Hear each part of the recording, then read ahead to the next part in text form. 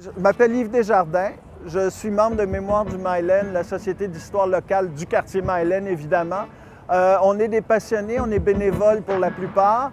On a en commun d'aimer ce quartier, de vouloir partager notre passion pour son histoire, son patrimoine, sa culture.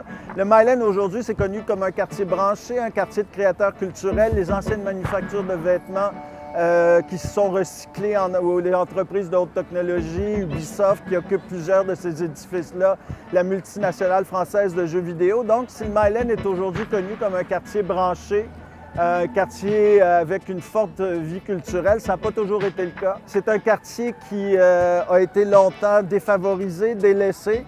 Et la renaissance du quartier Mylène, c'est aussi parce que c'est un quartier qui occupe un emplacement unique à Montréal, à la fois près de la ville, à la fois éloigné, donc capable de se développer une identité distincte.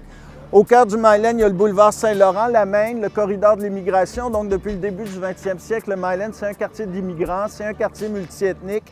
Et c'est ce renouvellement constant de l'identité du Mylène qui est au cœur de son dynamisme. Et nous, à Mémoire du Mylène, surtout grâce aux perspectives sur la ville que nous ouvre un viaduc piétonnier, ça nous permet de partager la passion qu'on a pour le quartier. Une des raisons pour lesquelles Mémoire du Mylène s'est impliquée dès le départ dans le projet Viaduc 375, c'est qu'on trouvait que c'était un endroit magnifique pour mettre en valeur l'histoire et le patrimoine du quartier.